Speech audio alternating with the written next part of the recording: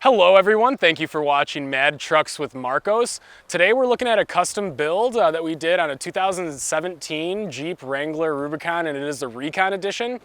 So brand new edition that's out, and we did a couple special things on this one, so just want to take you through it and check it out. If you haven't already, please subscribe to our YouTube channel, and you can check out any of our custom truck inventory at kunescountrytrucks.com.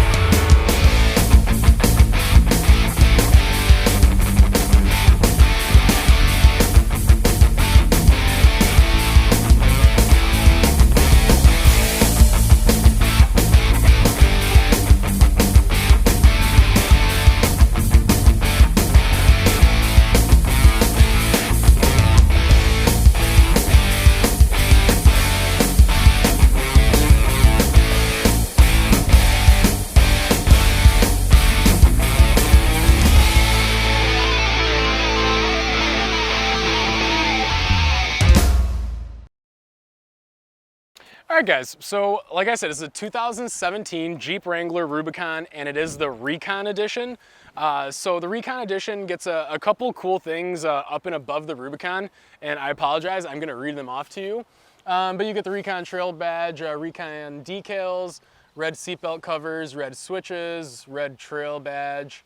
It comes with a remote start system, and then it's got a low gloss black decal, which is right here, that lists some of the specs out.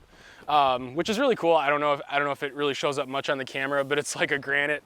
And then it's got the Dana 44 on there, the locking axles, the 410 gear ratio, all the stuff that comes standard on the Rubicon. We did notice when this was up in the air, the Recon, it had a different differential covers than what the regular Rubicon comes with. That was pretty cool to see. But yeah, right now the Recon is the top of the line Jeep Wrangler. This one was $52,645 MSRP. So this one, it was ordered out. The customer ordered this specific Jeep Wrangler, and then he said, hey, okay, and this is the package I want to put on it. So this was custom built for him all the way through. On the front, we did go with the Poison Spider bumper. He really liked the look of this. I believe it's the Poison Spider. It's either the Brawler or the Brawler 2. I know the only difference between this one and the other one looks similar, is the other one would have another tube that went from there to there. But this one I think really looks nice on this one. We did go with a factory style LED fog light. Unfortunately, the ones that came on the Recon bumper, they're kind of molded to it, so you can't really reuse them on the bumpers that were made to reuse them. Luckily, we build lots of Jeeps. We had LED fog lamps in there. So on the Poison Spider bumper, we did mount the Warn 8,000 pounds, the VR8. So it's an 8,000 pound winch. 8,000 pounds is pretty much the bare minimum you're gonna want on a Wrangler. This one isn't gonna be stuck in a mud pit a ton, so the 8,000 pound winch should get this out of wherever it needs to, or pull your buddy out just fine, no problems. We did do the angry style grille on this one, just to give it that extra look. This hood is part of the Recon, or on the Rubicon Recon, they're all gonna come with that, the heat extractor hood.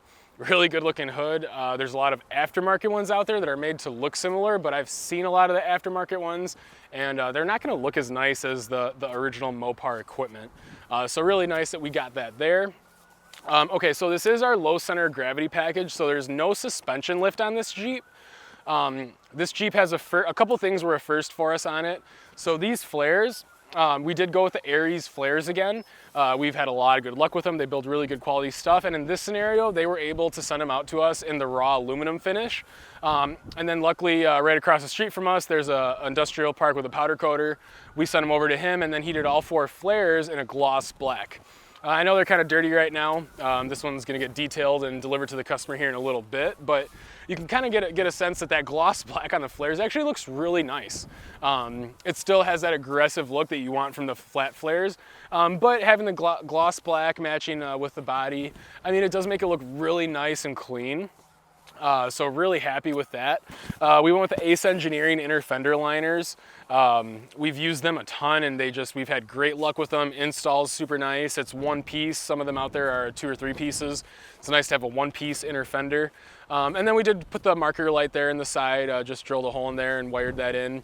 Since we did delete the marker light from the regular flares, at least we have something in there that'll light up for them and keep them safe on that aspect. But yeah, wheels and tires on this one.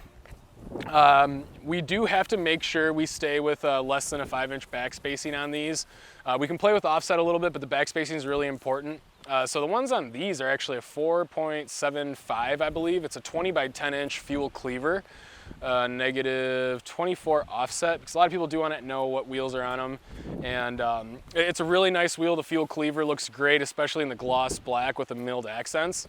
But it almost looks like a bigger wheel than it is, just considering the Jeep isn't lifted. You get the ratios, and it's like a really good ratio. It almost looks a little bit like a Hot Wheels car, which is definitely cool. If you want a toy, I mean, it's a toy. So yeah, 35 by 12.5 by 20 inch Toyo Open Country MTs. Like I said, you've seen us use these a lot, but on this build, it's gonna work really well for us. They're super aggressive looking, just like the rest of the Jeep. But as far as the mud tires, I mean, I just was on the highway with them. The tires are actually really quiet, not bad. I would not complain about them. Obviously, it's a mud tire. It's not as smooth as an all-terrain is gonna be, but for a mud tire, they're really, really great.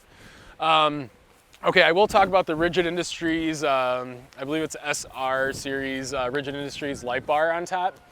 So it is the more of a slim fit style.